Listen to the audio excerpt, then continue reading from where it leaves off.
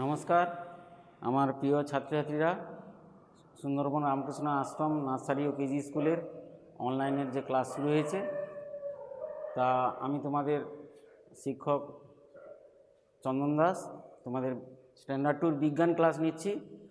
তোমরা স্ট্যান্ডার্ড 1 থেকে স্ট্যান্ডার্ড 2-তে উঠে গেছো।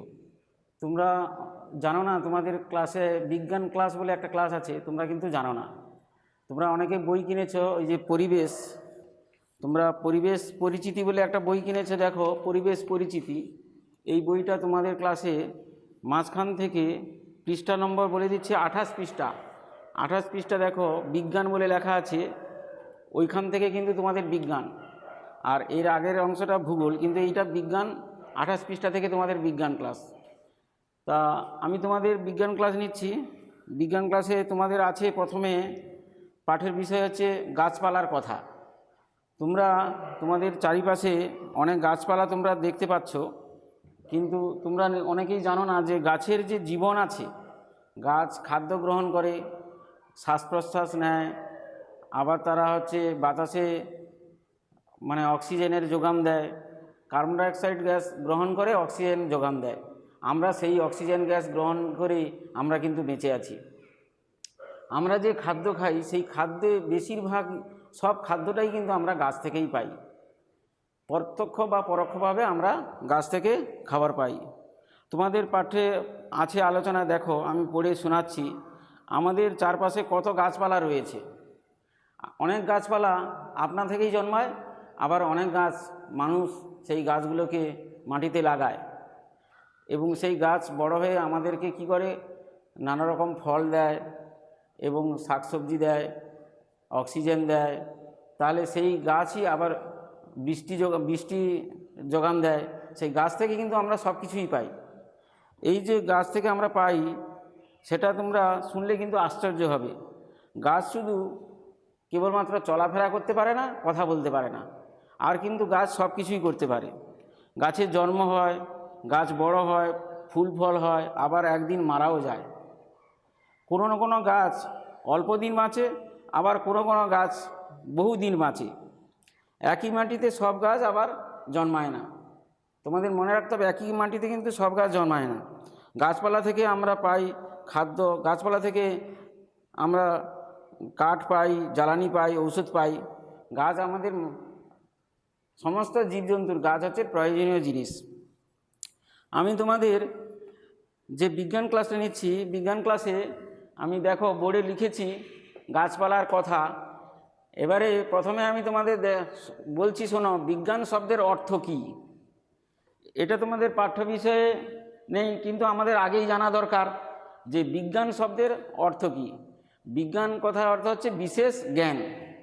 আমরা চোখের সামনে যা কিছু দেখি, তা আমরা নানা রকম পরীক্ষা নিরীক্ষা করে বুঝি, এবং সেই পরীক্ষা নিরীক্ষা করে বুঝে আমরা যে জ্ঞান উপলব্ধি করি বা যে জ্ঞান আমাদের হয়, সেই জ্ঞানটাকে বলা হচ্ছে বিশেষ জ্ঞান। এই বিজ্ঞান শব্দের অর্থ হচ্ছে বিশেষ জ্ঞান। আমরা এই বিশেষ জ্ঞান আমরা এই পাঠ্য বই, বিজ্ঞান বই পাঠ করে কিন্তু আমরা জানব। এবারে তাহলে বিজ্ঞান শব্দের অর্থ কি হলো? বিশেষ জ্ঞান। তোমরা তারপরে আমি বিজ্ঞান এই পাঠ্য থেকে কতগুলো জিনিস দিয়েছি, দেখো শূন্যস্থান পূরণ দিয়েছি। দেখো গাছের ড্যাশ আছে, তোমাদের বইতে আছে, দেখো গাছের ড্যাশ আছে মানে গাছের প্রাণ আছে। এখানে তোমরা এই লাইনটা তুলে কি লিখবে, তোমাদের একটা HW খাতা করবে, বিজ্ঞানের রুল টানা খাতা। সেই খাতায় HW খাতায় এই শূন্যস্থান পূরণ লিখবে, যে শূন্যস্থান পূরণ করো, গাছের ড্যাশ আছে। গাছের কি আছে না, গাছের প্রাণ আছে। তাহলে তোমরা এখানে লিখলে গাছের প্রাণ আছে। তারপরে লিখবে গাছ ড্যাশ খায়। গাছ কি খায়? ড্যাশ, গাছ হচ্ছে খাদ্য খায়। এবারে গাছ শ্বাস প্রশ্বাস নেয়। গাছ কি করে? আমরা যেমন শ্বাস প্রশ্বাস নেই, গাছও কিন্তু শ্বাস প্রশ্বাস নেয়। গাছ হচ্ছে শ্বাস প্রশ্বাস নেয় বা গ্রহণ করে। ভালো করে বলতে গেলে গাছ শ্বাস প্রশ্বাস নেয় বা গ্রহণ করে। গাছ কেবল ড্যাশ করতে পারে না, মানে চলাফেরা করতে পারে না। গাছ কেবল চলাফেরা করতে পারে না। এখানে কি লিখবে? চলাফেরা চলাফেরা করতে পারে না। এবারে গাছ চলাফেরা করতে পারে না আর ড্যাশ বলতে পারে না, মানে কথা বলতে পারে না। আমরা যেমন কথা বলতে পারি, আমাদেরও জীবন আছে, তেমন গাছেরও তো জীবন আছে, প্রাণ আছে, কিন্তু কথা বলতে পারে না। আমরা কথা বলতে পারি, কিন্তু গাছ কথা বলতে পারে না। এবারে আমি তোমাদের গাছপালা থেকে তারপরে প্রশ্ন উত্তর আছে। দেখো, প্রশ্ন উত্তরে আছে যে গাছপালা বলিতে কি বোঝো? না, গাছপালা বলিতে যারা যারা মাটি ভেদ করে উপরে ওঠে তাদের বলে গাছপালা। তাহলে গাছপালা বলিতে কি বোঝো? যারা মাটি ভেদ করে উপরে ওঠে তাদের বলা হয় গাছপালা।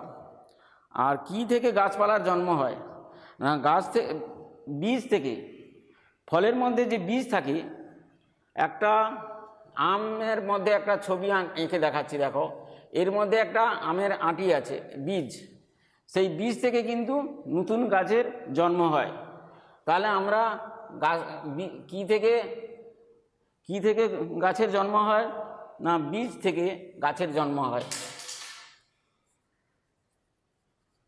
কি থেকে গাছের জন্ম হয়? বীজ থেকে গাছের জন্ম হয়। এবারে সেই গাছ যখন বড় হয় আবার ফল সৃষ্টি হয়, ফল থেকে আবার বীজ থাকে, এই ফলের মধ্যে বীজ থাকে, সেই বীজ থেকে নতুন গাছের জন্ম হয়। এবারে বলা হচ্ছে যে এবং এমন কিছু কিছু গাছ আছে যাদের ডালপালা থেকেও নতুন গাছের জন্ম হয়।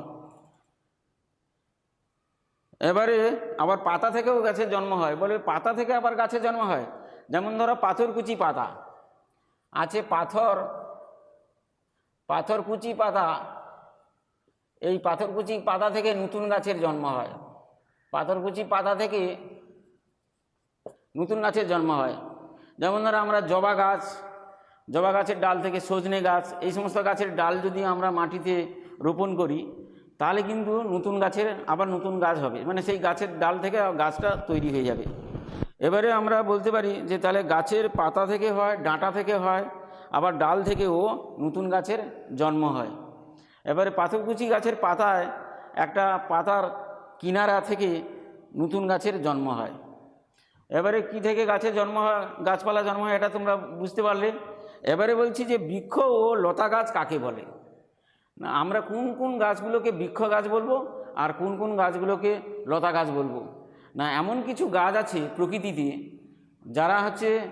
যাদের কাণ্ডগুলি শক্ত এবং বড়, তাদের বলা হচ্ছে বৃক্ষ জাতীয় গাছ। তারা মাটির উপরে সদা হয়ে থাকে, মাটির উপরে খাড়া হয়ে থাকবে, এরকম খাড়া হয়ে থাকবে, এবং যাদের কাণ্ড খুব শক্ত মজবুত এবং মাটির উপরে খাড়া হয়ে থাকে, দাঁড়িয়ে থাকে, তারা হলো বৃক্ষ।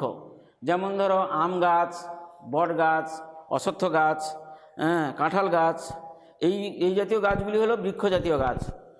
আর যাদের কাণ্ড নরম এবং যারা লতিয়ে চলে, মাটিতে লতিয়ে চলে, সোজা হয়ে উপরে উঠতে পারে না, এই ধরনের গাছগুলোকে লতা জাতীয় গাছ বলে। তাহলে যেসব গাছের কাণ্ড নরম এবং যারা সোজা উপরের দিকে উঠতে পারে না, নিজে উপরের দিকে উঠতে পারে না, লতিয়ে চলে, কোনো কিছুকে অবলম্বন করে উপরের দিকে চলে, বেয়ে চলে, এই ধরনের গাছগুলিকে বলা হচ্ছে লতা জাতীয় গাছ। যেমন ধরো কুমড়ো গাছ, লাউ গাছ, উচ্ছে গাছ, পটল গাছ, ঝিঙে গাছ, এইগুলো বলা হচ্ছে লতা জাতীয় গাছ। তাহলে তোমাদের আমি পড়া দিচ্ছি এই লতা জাতীয় গাছের উদাহরণ শেষ, মানে লতা জাতীয় গাছ কাকে বলে এইটা পর্যন্ত তোমাদের পড়া দিলাম। বইতে যে প্রশ্ন উত্তর দেওয়া আছে ওখানে 1, 2, 3 ওই পর্যন্ত আমি পড়া দিলাম। এবারে তোমরা এইগুলো HW খাতা একটা করে ওখানে লিখবে। আর আমি তোমাদের একটা গাছ দেখাচ্ছি, দেখো, এই গাছের দেখে তোমরা বুঝতে পারছো এটা একটা গাছের ডাল আমি নিয়ে এসেছি। এটা মাটি থেকে যদি তৈরি হয় তাহলে গাছের পাতা হচ্ছে এটা, এই পাতার সাহায্যে কিন্তু গাছ শ্বাসকার্য চালায়। আবার এই পাতা থেকে এই গাছটা দেখে তোমরা বলতে পারবে কি গাছ? এটা কিন্তু তুলসী গাছ। এটা আমাদের খুব উপকারী গাছ, এর পাতা আমরা খাই, আমাদের অনেক উপকার করে। সর্দি কাশি হলে এই গাছের এই পাতার রস খেলে আমাদের ভালো হয়ে যায়। এটা কিন্তু একটা তুলসী গাছ। এই গাছটা থেকে মনে হয় এ তো কোনো কথা বলতে পারে না, কিন্তু এর জীবন আছে, এ শ্বাসকার্য চালায়। তাহলে গাছ কিসের সাহায্যে শ্বাসকার্য চালায়? আমি বললাম পাতার সাহায্যে। আর গাছ হচ্ছে বীজ থেকে যে অঙ্কুর বের হয়। আর একটা জিনিস তোমাদের বলে দিই, যে আমি বীজ থেকে বললাম না নতুন গাছের জন্ম হয়। তাহলে বীজ থেকে যখন নতুন গাছের জন্ম হবে তখন কিন্তু তার 3টে জিনিস লাগে: জল, বাতাস, উষ্ণতা। এই 3টে জিনিসের সাহায্যে কিন্তু বীজ থেকে নতুন গাছের জন্ম হয়। তোমরা তাহলে গাছপালার এই চ্যাপ্টারটা তোমরা ভালো করে আগে রিডিং পড়ে এই শূন্যস্থান পূরণগুলো লিখবে। আর এই 3টে প্রশ্ন HW খাতায় লিখে নেবে। HW খাতায় তোমরা খাতায় একটা করবে। HW খাতায় এই 3টে প্রশ্ন তোমরা লিখবে, আর এই শূন্যস্থান পূরণটা লিখবে। আর বিজ্ঞান শব্দের অর্থ বিশেষ জ্ঞান, এখানে আমি লিখে দেখিয়ে দিচ্ছি। বিজ্ঞান শব্দের অর্থ